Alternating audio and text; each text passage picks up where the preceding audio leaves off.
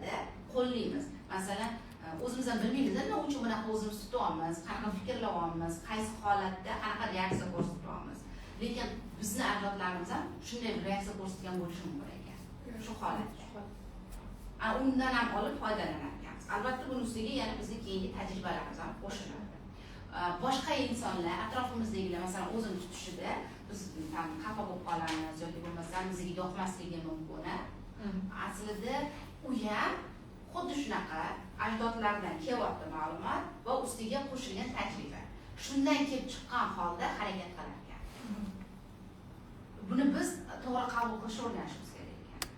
Ko'pincha shajara so'raladi, bilasizlar? 7 avlod. Bekor emas. Qaysidir joyda uni ham ta'sir bo'lishi mumkin.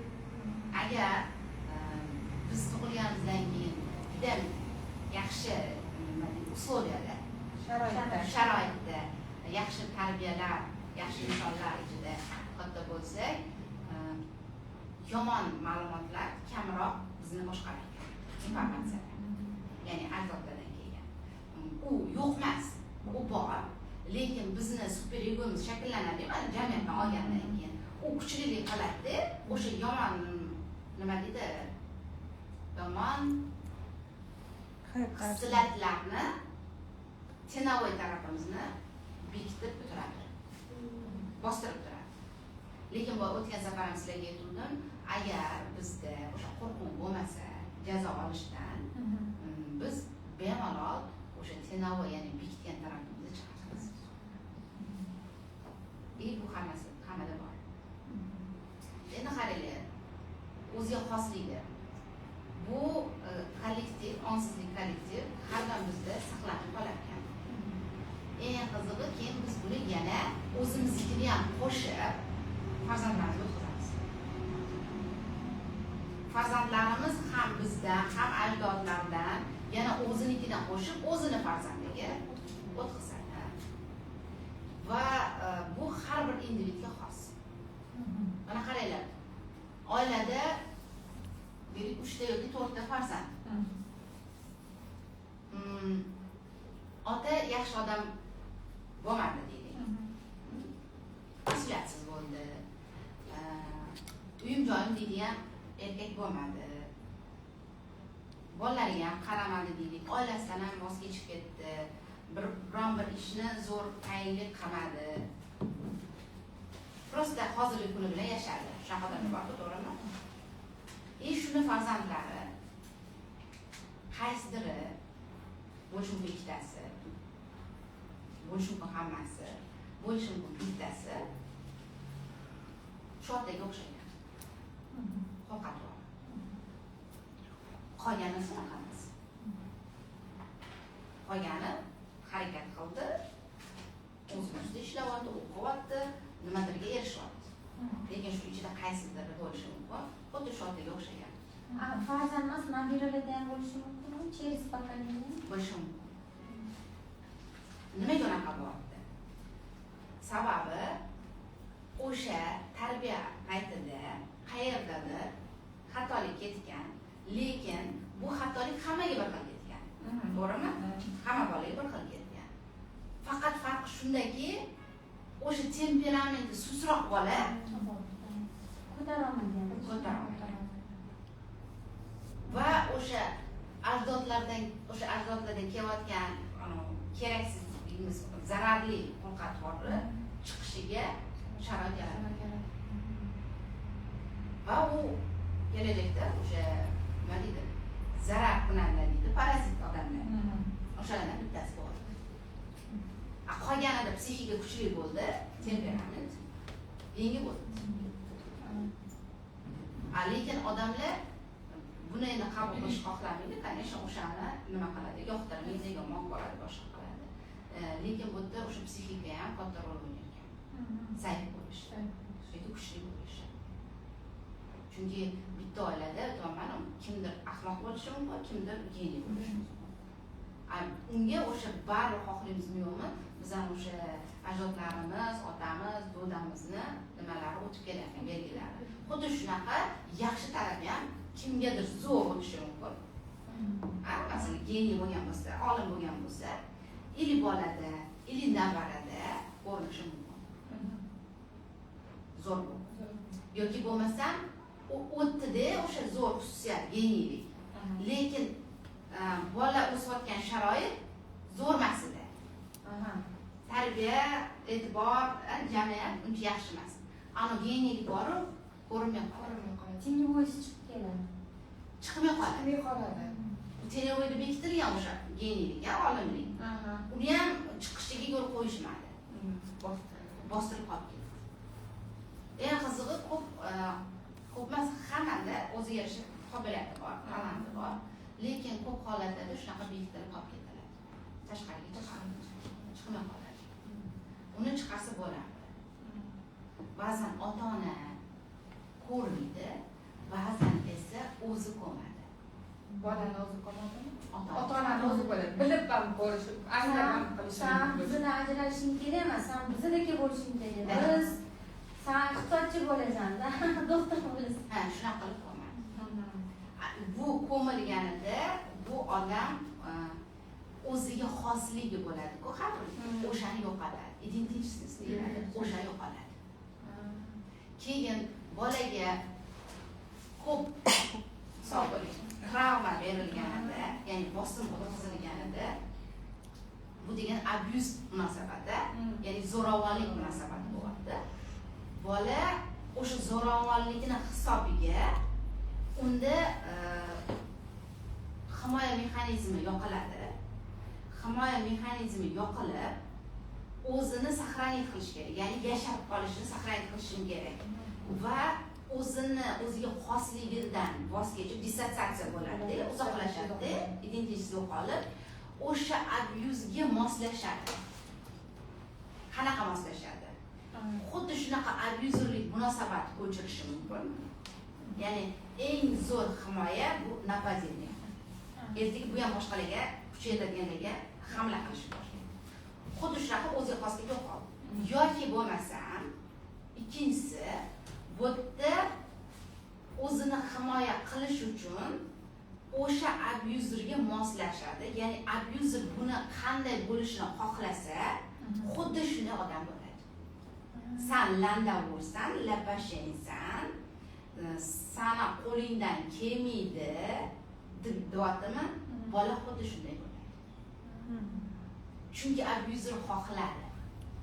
O'zi bilmagan holda endi bu narsani abuzer, lekin onsizlik u payt bolalik bilasizlar, filtrsiz qabul qiladi va выживать qilishim kerak deb o'ylaydi psixika.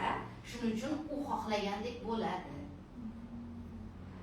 Ya'ni xuddi shunaqa. Bu yerda identitetasi yana yo'qoladi. Ya'ni o'ziga xosligi yo'qolib, o'sha abuzer xohlagandek odamga aylanadi. Eng qiziq joyi bunaqa odamlar judayam qaranglar, anaqa bo'lar ekan, sezgir bo'lar ekan. Ya'ni boshqalarning munosabatini oldindan sezar ekan. Hattoki oldindan aytib bera oladigan bo'lar ekan. Chunki bularni psixikasi, diqqati har doim himoya qilish uchun qaratilgan va xavfni qidirish bilan band bo'ladi. Trevojniy bo'lib, o'ta sezgir bo'ladi. Boshqalarning munosabatiga, hissiyotiga, xulq-atvoriga. Lekin o'zinikini emas. O'zi zo'r odam bo'lishi mumkin edi. O'zi qandaydir qobiliyat shakllanishi kerak edi. Unga qaratilgan. Bu yoqqa qaratilgan. Keyin bunaqa odamlar hissiyoti bilan yashamaydi. Aql bilan yashaydi. Chunki hissiyotini o'ldirib olishganda. Chunki hissiyot dissotsiatsiya bo'ldi. Uzoqlashib nimaga? Chunki agar hissiyoti o'zida qolganda bu qiynalishi mumkin edi.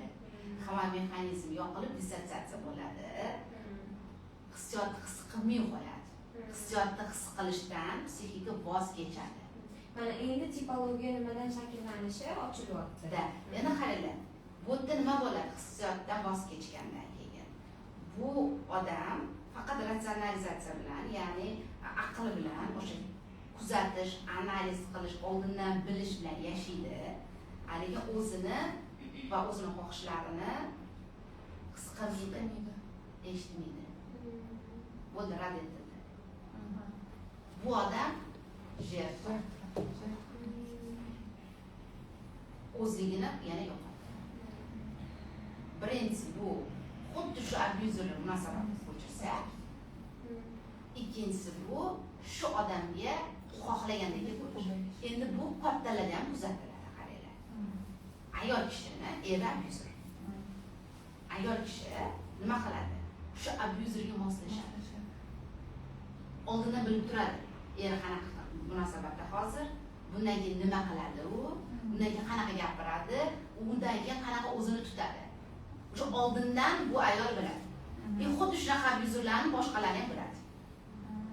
Shuning uchun bular vijivat qilish uchun oldini olishga qaraydi.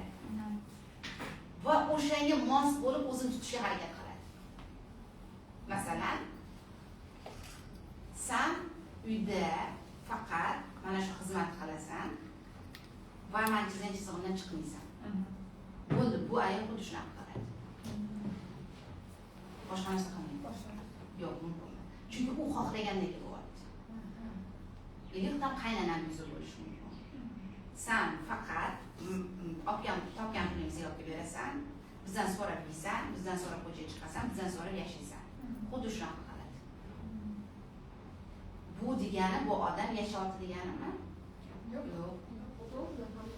Bu o'sha odamni aytganidan yashaydi. Va eng yomoni hissiyot o'chiriladi. Hissiyot o'chiriladi butunlay. Hissiyot o'chirilgandan keyin bu o'zligini yo'qotadi. Endi hissiyot nimaga o'chiriladi? Sababi hissiyot o'chirilganida bu odam qiynalmaydi. Tushunasizmi? Ya'ni his qilmaganingizdan keyin. Yana shunaqa bo'ladiki, bunga nisbatan mana shunday abyuzerlik munosabatni bu odam oddiy qabul qilishni boshlaydi. Norma bo'ladi. Ha. O'zi shunaqa. Uchog'ini har doim uradi. Har doim meni so'kadi. O'zi bermaydi pul. Yoki ovqatdan olib qo'yaveradi. Uni oqlashni boshlaydi. Uni oqlashga harakat qiladi. Endi undan keyingisi bor. Stokgolmskiy sindrom deyiladi. Stokgolmskiy.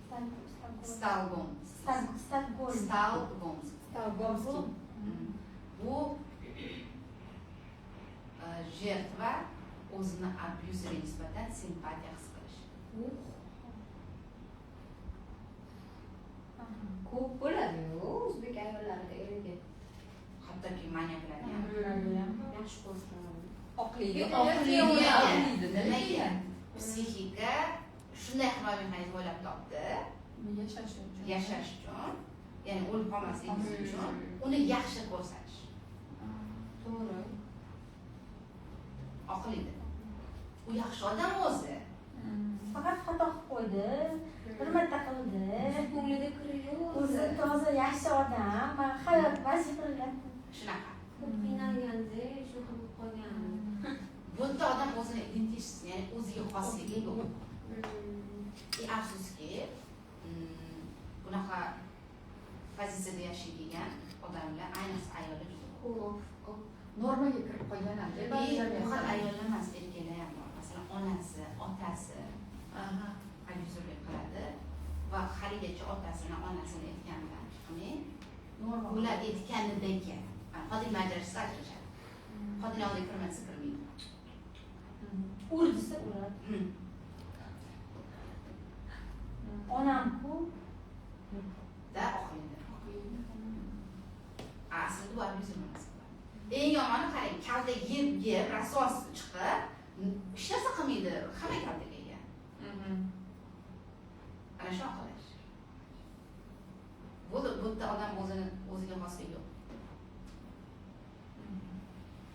Ko'rasizlar, anaqa sepochka bo'lib ketadi. Shunaqa. Hamma mexanizm ana shu shakllanadi. Identitetsiz bu agressor deyiladi. Ya'ni agressorga moslashish. Shunga xos bo'lish. o'sha agressorga moslashganda o'sha jертваning identitetasi bo'lmaydi. Yo'q. Ikkinchisida ham mana eng zo'r himoya hamla. Unda agressori xulq-atvorini ko'chiradi va buni endi boshqalarga ishlatadi. Nimaga? Chunki o'ylaydiki, agar men hozir hamla qilmasam, menga hamla qilishadi. O'shancha anaqa buvshi jertvalar hammasi agressor bo'lib qoladi-da. Ha, agressorga aylanadi. O'shancha ham kart kontrol qo'yinda chiqishi kerak, bu nosog'lom munosabat. Jertvadan chiqmasa agressor. Mana ikkinchisi bor, o'zini agressorini qiladigan, spasатель bo'lishadi. Spasatelga aylanishadi. Жертва kim bo'ladi? Жертва kim bo'ladi bu yerda?